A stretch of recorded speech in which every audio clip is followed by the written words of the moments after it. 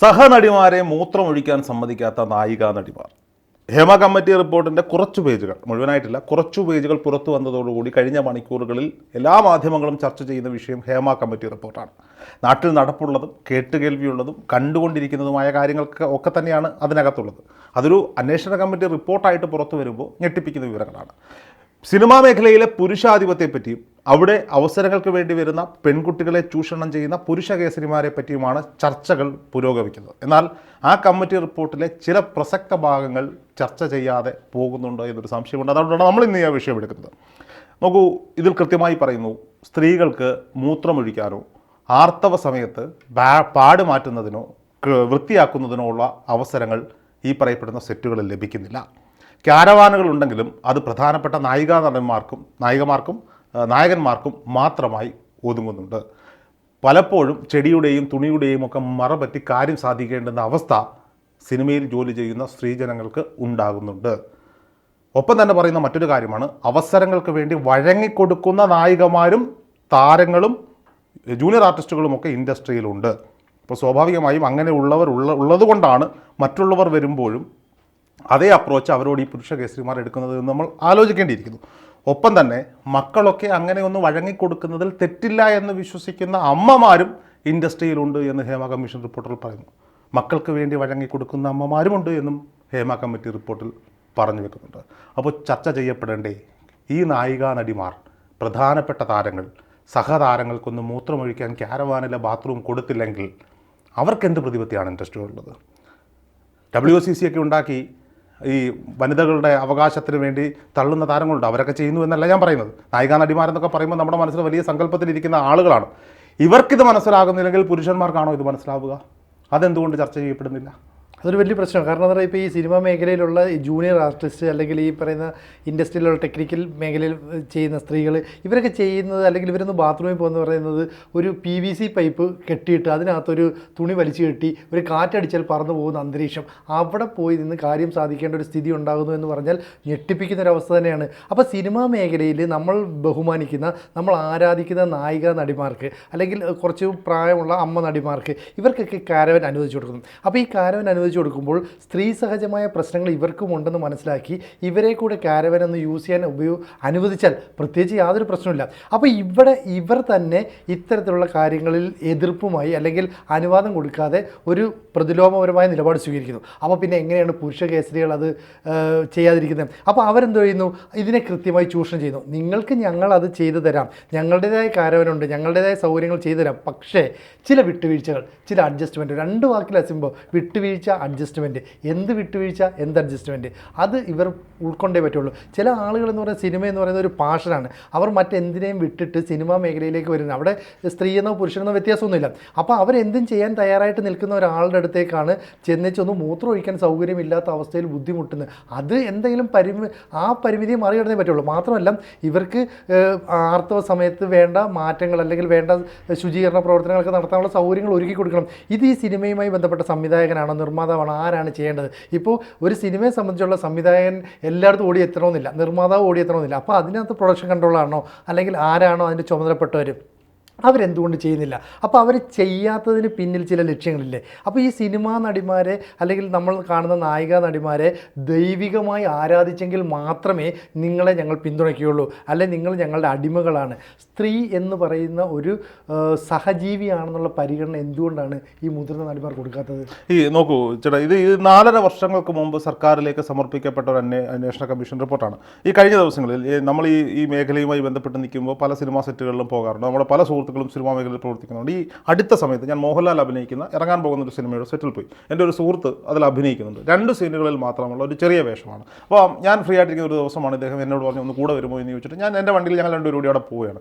അവിടെ ചെന്നു കാര്യങ്ങളൊക്കെ കണ്ടു. ഞാൻ പറഞ്ഞു ഞാൻ വണ്ടിയിലുണ്ടാവുമെന്ന് ചോദിച്ചു. ഞാൻ കാറിൽ പോയി മോഹൻലാലിനെ കാണുക എന്ന ആത്യന്തികമായ ലക്ഷ്യമായിരുന്നു നമ്മുടെ മനസ്സിലുള്ള. അദ്ദേഹത്തെ കണ്ടു.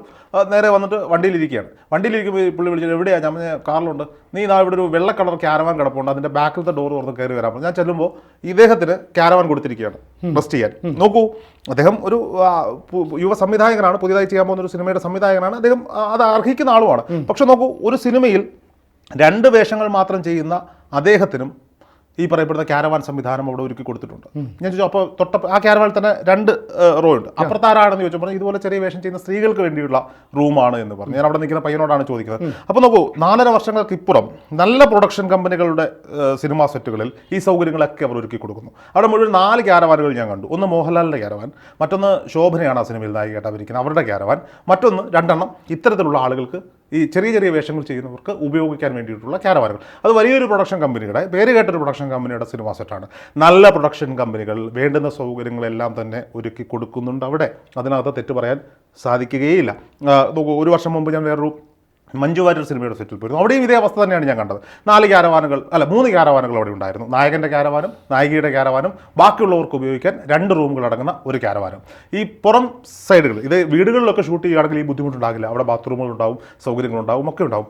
നോക്കൂ, ക്യാരവാൻ സംസ്കാരം വരുന്നതിന് മുമ്പ് മലയാളത്തിൽ സിനിമകളുണ്ട്. ഈ കൊട്ടാരം വീട്ടിലെ പൂട്ടിനൊക്കെ എൻ്റെ നാട്ടിൽ ഷൂട്ട് ചെയ്ത സിനിമയാണ്. അന്ന് ഈ ക്യാരവാനൊന്നും ഞാൻ കണ്ടതായിട്ട് പോലും ഓർക്കുന്നില്ല. വർഷങ്ങൾ എത്ര കഴിയും, ഞാനന്ന് 4ലോ 3ലോ എങ്ങാണ്ട് പഠിക്കുന്ന സമയമാണ്. അന്ന് ഈ താരങ്ങളൊക്കെ തൊട്ടടുത്ത വീടുകളിലാണ് ഇതിനുള്ള സൗകര്യങ്ങൾ ഒരുക്കി കൊടുക്കുന്നത്. അത്തരത്തിലൊരു സംസ്കാരത്തിലൂടെയും നമ്മൾ വന്നിട്ടുണ്ട്. പക്ഷേ ഇന്ന് സിനിമ എന്ന് പറയുന്നത് അത്യാഡംബരത്തിൻ്റെ ഒരു മേഖലയായി മാറിയിരിക്കുകയാണ്. അവർക്ക് ലഭിക്കുന്ന പോലെ ഇപ്പോൾ നോക്കൂ, ഈ യൂട്യൂബിലൊക്കെ വന്നിട്ട് റിവ്യൂ ചെയ്യുന്ന, തിയേറ്ററിന് മുന്നിൽ റിവ്യൂ ചെയ്യുന്ന സന്തോഷ് വർക്കി ഒരു സിനിമയിൽ അഭിനയിക്കാൻ പോയിട്ട് ഡ്രസ്സ് മാറാൻ ക്യാരവാൻ കൊടുത്തില്ല എന്ന് പറഞ്ഞ് മടങ്ങി പോകുന്ന ഒരു സീനൊക്കെ ഞാൻ കണ്ടു. ഞാനും 1-2 സിനിമയിൽ കുഞ്ഞു വേഷങ്ങളിൽ മുഖം കാണിച്ചിട്ടുണ്ട്. നമ്മളോട് ചെല്ലുമ്പോൾ നമുക്ക് കിട്ടുന്ന ചെറിയ വേഷമാണ്, ഡ്രസ്സ് മാറേണ്ടി വരും. നമ്മൾ ഏതെങ്കിലും ഒരു കഥകിൻ്റെ മൂലയിൽ ചെന്ന് ഷർട്ട് എടുത്തിട്ട് പോരുകയാണ്. ഈ സന്തോഷ് വർക്കിയൊക്കെ പോയിട്ട് ക്യാരവാൻ ചോദിക്കുക എന്ന് പറയുമ്പോൾ അതിലും വലിയൊരു അവസ്ഥ മലയാള സിനിമയ്ക്ക് വേറെ വരാനില്ല. പക്ഷേ സ്ത്രീകളെ സംബന്ധിച്ചിടത്തോളം അവർക്ക്, നമുക്കിപ്പോൾ ഒരു ചെറിയ മറവ് മതി എവിടെയെങ്കിലും പോയി ഒന്ന് മൂത്രം ഒഴിക്കാൻ. അത് ആണുങ്ങൾക്ക് അനുവദിച്ച് കിട്ടിയിരിക്കുന്നത് എന്തോ പ്രിവിലേജ് പോലെയാണ്. നമ്മളത് ഉപയോഗിച്ചുകൊണ്ടിരിക്കുന്നത്, നമ്മൾ ചെയ്യുന്നവരാണ്. നമുക്കിപ്പോൾ വണ്ടി ഓടിച്ചു പോകണം, റോഡ് സൈഡിൽ വെച്ചിട്ട് മൂത്രം ഒഴിക്കണം തോന്നുന്നു, വണ്ടി എവിടെയാണോ നിൽക്കുന്നത് അവിടെ നിർത്തുക, ഒരു മരത്തിൻ്റെയോ പോസ്റ്റിൻ്റെയോ സൈഡിൽ പോയിട്ട് നമ്മൾ കാര്യം സാധിച്ച് തിരിച്ചു തരും. സ്ത്രീകളെ സംബന്ധിച്ചിടത്തോളം അത് സാധിക്കുന്നില്ല. അവർക്കൊരു പെട്രോൾ പമ്പിൻ്റെയോ അല്ലെങ്കിൽ വേണം. അപ്പോൾ ഈ സിനിമാ സെറ്റുകളിൽ ചെല്ലുമ്പോൾ അവർക്ക് കൃത്യമായ ഇടങ്ങൾ അത് ഉണ്ടാകണം. അത് ഉറപ്പാക്കേണ്ടത് ആ പ്രൊഡക്ഷൻ കമ്പനികളുടെ, പ്രൊഡക്ഷൻ ഹൗസുകളുടെ ഉത്തരവാദിത്തം തന്നെയാണ്. സ്ത്രീ ചൂഷണത്തെ പറ്റിയും സ്ത്രീകൾക്ക് നേരെ ഉണ്ടാകുന്ന ലൈംഗിക അതിക്രമത്തെ പറ്റിയും ഹേമ കമ്മീഷൻ റിപ്പോർട്ടിൽ പറയുമ്പോൾ തന്നെ എല്ലാവരെയുമല്ല, എല്ലാ പ്രൊഡക്ഷൻ കമ്പനികളെയും അല്ല, എല്ലാ താരങ്ങളെയും അല്ല, അത്തരത്തിലുള്ള ആളുകളുമുണ്ട് എന്നതാണ്. ഈ കമ്മീഷൻ റിപ്പോർട്ട് പുറത്തു വന്നതോടെ ഉണ്ടാകുന്ന മറ്റൊരു പ്രശ്നം എന്താ? സിനിമയിൽ വർക്ക് ചെയ്യുന്ന എല്ലാ ആളുകളും ഇത്തരത്തിലുള്ള ആളുകളാണ് എന്നൊരു തോന്നൽ അവിടെ ഉണ്ടാവുകയാണ്. എത്രയോ മനോഹരമായി പ്രൊഡക്ഷൻ പൂർത്തീകരിച്ച് പുറത്തിറങ്ങുന്ന സിനിമകൾ ഇന്ന് ഇൻഡസ്ട്രിയിലുണ്ട്. ശക്തമായ സ്ത്രീ കഥാപാത്രങ്ങളില്ലാതെ പുരുഷന്മാരെ മാത്രം വെച്ച് സിനിമകൾ ഇറങ്ങി ഹിറ്റാവുന്നൊരു കാലഘട്ടത്തിലൂടെ നമ്മൾ പോയിക്കൊണ്ടിരിക്കുന്നു. നോക്കൂ, ഈ ഒരു വിഷയത്തിൽ സ്ത്രീക്ക് സമത്വം വേണമെന്ന് അവകാശപ്പെടുമ്പോൾ ഞാൻ എൻ്റെ ഒരു കാര്യം പറയുകയാണ്. നല്ല സ്ത്രീ സംവിധായകരും സ്ത്രീ നിർമ്മാതാക്കളും ഉണ്ടാകണം. മലയാളത്തിൽ അടുത്തിടെ ഹിറ്റായ ഒരുപാട് സിനിമകൾക്ക് പിന്നിൽ, പ്രൊഡക്ഷൻ ഹൗസുകൾക്ക് പിന്നിൽ സ്ത്രീകളാണ്. അഞ്ജലി മേനോനോ ഒക്കെ കഴിഞ്ഞു കഴിഞ്ഞാൽ പേരെടുത്ത് പറയാൻ ഒരു സ്ത്രീ സംവിധായിക മലയാളത്തിലില്ല.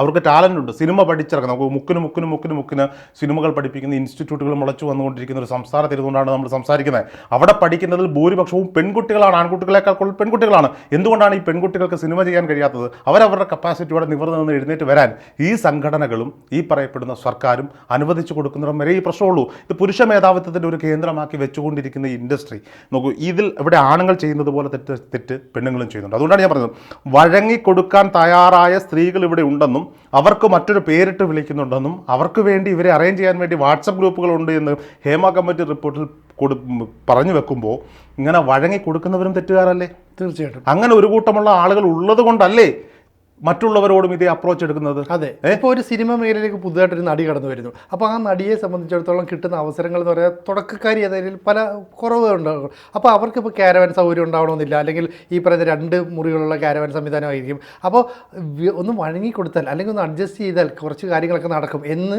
ഈ പറയുന്ന നടിയുടെ അമ്മയെ സമീപിക്കുന്ന ആൾക്കാരുമുണ്ട്. അപ്പോൾ നടിയുടെ അമ്മ ഇതിന് വില്ലിങ് ആകുന്നു. കാരണം മോളൊന്ന് വഴങ്ങിക്കൊടുത്താൽ പ്രശ്നമില്ല. അപ്പോൾ അവരോട് പറഞ്ഞു കൊടുക്കുന്നതല്ല, പണ്ട് ജയഭാരതിയുടെ കാലം മുതൽ, പണ്ട് ഷീലയുടെ കാലം മുതൽ ഇങ്ങനെയായിരുന്നു സിനിമ ഇൻഡസ്ട്രി. ഇങ്ങനെ വിട്ടുവീഴ്ചകൾ നടന്നു വന്നിട്ടാണ് അവർ പിന്നീട് സാമ്രാജ്യങ്ങൾ കെട്ടിപ്പൊക്കിയത്. അവർക്ക് വലിയ വീടുണ്ടായി, സമ്പത്തുണ്ടായി, ഇതെല്ലാം ഉണ്ടായി. ഇത് കേൾക്കുമ്പോൾ വഴങ്ങുന്ന അമ്മമാരുണ്ടെങ്കിൽ നമ്മൾ അവരെയും കുറ്റം പറയണമല്ലോ. ഉറപ്പായിട്ടും. ഇത് ടാലന്റ് കൊണ്ട് കയറി വരേണ്ടുന്ന ഇൻഡസ്ട്രിയാണ്. മലയാളത്തിൽ ഇന്ന് നമ്മൾ വലിയ ആരാധനയോടെ നോക്കിക്കൊണ്ടുന്ന പല നായികമാരും വഴങ്ങിക്കൊടുത്തിട്ടൊന്നും വന്നവരല്ല. ഭൂരിപക്ഷം പേരും അവരുടെ ടാലന്റ് കൊണ്ട് കയറി. അവരൊക്കെ ഇപ്പോഴും നമ്മുടെ മനസ്സിലിരിക്കുന്നു. ഇപ്പോൾ വന്നു പോകുന്ന നായികമാരുടെ പേര് പോലും നമുക്ക് ഓർമ്മയില്ല. ഫോട്ടോ കാണിച്ച് ഇത് ആരാടേ എന്ന് ചോദിക്കുന്ന ഒരു അവസ്ഥയുണ്ട്. പക്ഷേ നമുക്ക് ഒരു കാലഘട്ടത്തിൽ മലയാള സിനിമയെ സമ്പുഷ്ടമാക്കിക്കൊണ്ടിരിക്കുന്ന നായികമാരെയും കഥാപാത്രങ്ങൾ ചെയ്തിരുന്നവരെല്ലാം ഇപ്പോഴും നമ്മുടെ ഇടനെഞ്ചിലുണ്ട്. പുതിയ തലമുറയ്ക്ക് പോലും അവർക്ക് മറക്കാൻ സാധിക്കില്ല. പുതിയ നടിമാരെ നമ്മൾ ഓർക്കുന്നില്ല എന്നുള്ളിടത്താണ് നമ്മൾ മനസ്സിലാക്കേണ്ടത്. നോക്കൂ, ഈ സ്ത്രീ സമത്വത്തെ പറ്റി പറയുന്നു.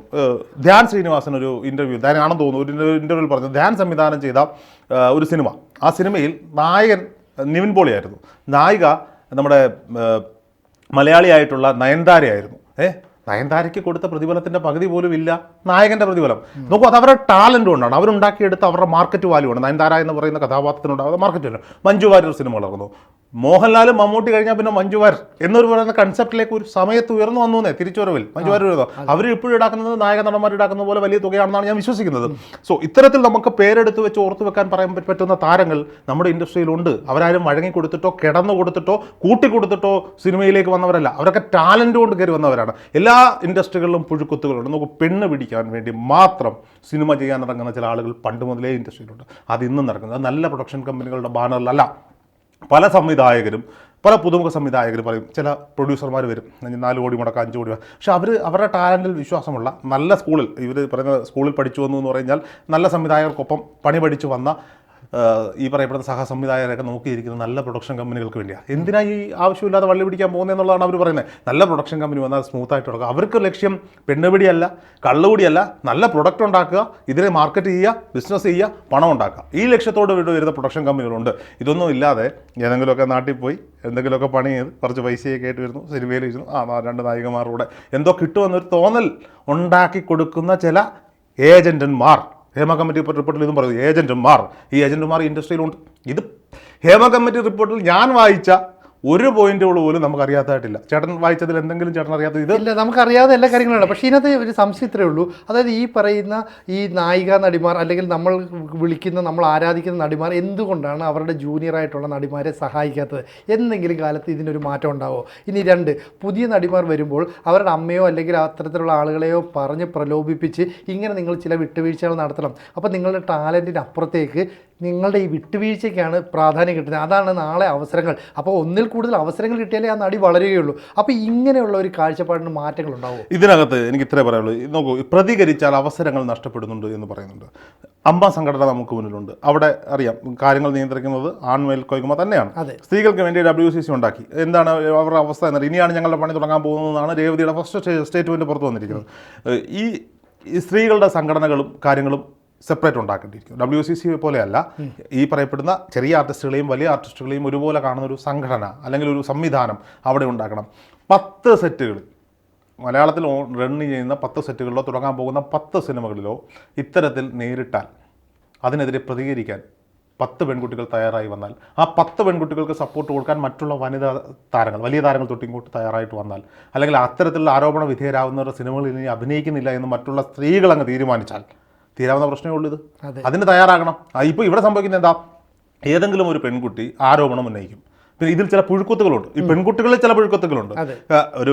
വരുന്നു, ഒരു സിനിമയിൽ അഭിനയിക്കുന്നു, അതിൻ്റെ സംവിധായകനോ പ്രൊഡ്യൂസറോ ആരുടെയെങ്കിലും കൂടി ഒരു റിലേഷൻഷിപ്പ് ആരംഭിക്കുന്നു, കറങ്ങി നടക്കുന്നു, അവർ ലൈംഗിക ബന്ധത്തിൽ ഏർപ്പെടുന്നു, എല്ലാ കാര്യങ്ങളും ചെയ്യുന്നു. അവസാനം ഒരു 4 സിനിമയൊക്കെ കഴിഞ്ഞ് 5ാമത്തെ അവൻ്റെ സിനിമ വരുമ്പോൾ ഇവർക്ക് അവിടെ റോള് കാണില്ല. ഇവർക്ക് വേണ്ടി എഴുതി കയറ്റേണ്ടി വരും ചിലപ്പോൾ. അത് വരുമ്പോൾ എനിക്ക് തന്നില്ല, പിറ്റേന്ന് ഇങ്ങോട്ട് വന്നിട്ടൊരു Facebook post, me too, even എന്നെ കൊണ്ട് നടന്നതിൻ്റെയോ. പിന്നെന്താ സംഭവിക്കാൻ പോണേ? പോലീസ് കേസെടുക്കും. നമ്മൾ മാധ്യമങ്ങളെല്ലാവരും വെച്ചാലൊക്കെ നമ്മൾ ഇതുപോലെ അപ്പുറം ഇപ്പുറം ഇരുന്നിട്ട് ചർച്ച ചെയ്യും. ഇതേ നോക്കൂ, ഇന്നയാൾ അവളെ കൊണ്ടുപോയി അവിടെ കൊണ്ടുപോയി ഇവിടെ കൊണ്ടുപോയി വെച്ചിരുന്ന് നമ്മൾ എടുത്ത് വെച്ചാലൊക്കെ എല്ലാവരും സംസാരിക്കും.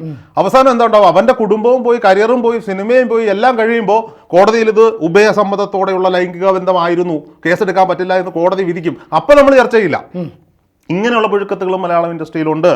മറ്റ് നല്ല രീതിയിൽ വരുന്ന ആളുകളെ ഞാൻ കുറ്റം കാണുന്നതല്ല. അപ്പോൾ ഇതിനെല്ലാം മാറ്റം വരണമെങ്കിൽ ഇവിടുത്തെ സ്ത്രീകൾ പ്രതികരിക്കണം. ഇങ്ങനെയുള്ള ആളുകൾക്ക് നേരെ പ്രതികരിക്കുമ്പോൾ അവർക്ക് സപ്പോർട്ട് കൊടുക്കാൻ, അല്ലാതെ ഒരു പാവപ്പെട്ട വീട്ടിൽ നിന്ന് അവസരത്തിന് വേണ്ടി വരുന്നു, അവളെ ഇതുപോലെയൊക്കെ ഉപയോഗിക്കുകയാണ്. അപ്പം സ്വാഭാവികമായിട്ട് എന്തുകൊണ്ടാണ് നിവൃത്തിയോട് കൊണ്ട് നിന്നു പോകുന്നതെന്ന് അറിയോ? ആത്മാഭിമാനത്തെക്കാൾ വലിയത് തൻ്റെ കരിയറാണ് എന്ന് ചിന്തിക്കുന്നിടത്താണ്. എനിക്കിത് വേണ്ടെന്ന് വെച്ചാൽ പോരെ. എടാ, എന്നെ ഒരാൾ ഞാനൊരു സ്ത്രീയാണെന്ന് വെക്കൂ, ഞാൻ അവിടെ അഭിനയിക്കാൻ വേണ്ടി ചെല്ലുന്നു, അഭിനയിക്കാൻ വേണ്ടി അവിടെ ചെന്ന് കഴിയുമ്പോൾ എനിക്ക് നേരെ ഇങ്ങനൊരു പ്രശ്നമുണ്ടാകുന്നു. ഞാൻ ഇതിനെതിരെ പ്രതികരിച്ചാൽ എൻ്റെ അവസരങ്ങൾ നഷ്ടപ്പെടും. അപ്പോൾ ഞാൻ പക്ഷേ അത് നിഷേധിക്കേണ്ടത് പറ്റില്ല എന്ന് പറയുന്നു. ഇപ്പോൾ റിപ്പോർട്ട് പ്രകാരം പിറ്റേന്നുണ്ടാവുക ഇൻറ്റിമേറ്റ് സീനുകളുടെ എണ്ണം കൂടും, ടേക്കുകളുടെ എണ്ണം കൂടും. അവിടെ എനിക്ക് ആ സിനിമ വേണ്ട. ആർജവത്തോട് അങ്ങനെ ഒരു തീരുമാനം എനിക്ക് സിനിമ വേണ്ട, ഇത് കാരണം ഉണ്ടാകുന്ന ബാക്കി സിനിമകളും വേണ്ട എന്ന് തീരുമാനിച്ചാൽ മതി. എന്നിട്ട് പോരാടാൻ ഇറങ്ങ്. നട്ടലുള്ള ഏതെങ്കിലും ഒരുത്തം പിടിച്ച സിനിമയിൽ അഭിനയിക്കും. പ്രതികരിച്ച തിലകൻ്റെയൊക്കെ അവസ്ഥ, തിലകൻ്റെയും ഷമ്മി തിലകൻ്റെയും കലാഭവമണിയുടെയൊക്കെ അവസ്ഥ നമുക്കറിയാം. നമ്മുടെ മുന്നിൽ നിപ്പുണ്ട്. നമ്മൾ പറഞ്ഞ ചെറിയ കാര്യമൊന്നുമല്ല. എന്തായാലും ഈ 4.5 വർഷം ഇത് പൂഴ്ത്തി വെച്ചത് ഇത്തരക്കാർക്ക് വേണ്ടി തന്നെയാണ്. സർക്കാരിൻ്റെ ഭാഗത്ത് വലിയ പിടിപ്പേടി ഉണ്ടായിട്ട് കേസെടുക്കാൻ പറ്റില്ല എന്ന് പോലീസ് പറയുന്നു. ഹേമ കമ്മിറ്റി റിപ്പോർട്ട് പുറത്തു വന്നല്ലോ. ഈ പശ്ചാത്തലത്തിൽ ഇപ്പോൾ ഇത്തരത്തിൽ പ്രശ്നങ്ങൾ നേരിട്ട, ഇപ്പോൾ അവസരങ്ങൾ നിഷേധിക്കപ്പെട്ട് മാറ്റി നിൽക്കുന്ന ആരെങ്കിലും ഉണ്ടെങ്കിൽ ഒരു 20 പേര് കേസുമായിട്ട് ഈ താരങ്ങളുടെ പേരും പറഞ്ഞ് രംഗത്ത് വന്നെത്തിയിരുന്ന വിഷയമുള്ളത്. അതെ, ശരിയല്ലേ? ഇനിയെങ്കിലും ഇപ്പോൾ അതിൻ്റെ സമയമാണ്, കത്തി നിൽക്കുകയാണ്. ഏതെങ്കിലും പെൺകുട്ടികൾക്ക് ഇത്തരത്തിൽ പ്രശ്നങ്ങൾ നേരിട്ടിട്ടുണ്ടെങ്കിൽ അവർ ഇപ്പോൾ രംഗത്തേക്ക് വരണം. നിങ്ങളെ നാളെ ഇവർ നയൻതാരയും മഞ്ജു വാര്യരൊന്നും ആക്കാൻ പോകുന്നില്ല. അതിനുള്ള ടാലന്റ് ഉണ്ടായിരുന്നെങ്കിൽ നിങ്ങളെ ഓട്ടോമാറ്റിക്കലി ആയേനെ. ഇവരെ ആരെയും കൈപിടിച്ച് ഉയർത്തിയതും സോഷ്യൽ മീഡിയ പ്രൊമോഷനിലൂടെ വന്നതും ഒന്നുമല്ല. കഴിവുണ്ടായിരുന്നെങ്കിൽ നിങ്ങൾ എപ്പോഴും ആയിരുന്നു. ഇനിയെങ്കിലും പ്രതികരിക്കാൻ തയ്യാറായിട്ട് മുന്നോട്ട് വരിക. പിന്നെ നമ്മൾ തുടങ്ങിയത് അവിടെയാണ്. സ്ത്രീകളെ മനസ്സിലാക്കാൻ സ്ത്രീകൾക്ക് സാധിച്ചില്ലെങ്കിൽ അത് പുരുഷനെ കൊണ്ടും സാധിക്കില്ല. ആ പോയിന്റ് എല്ലാവരുടെയും മനസ്സിലിരുന്നത് നന്നായിരിക്കും. ഓക്കെ.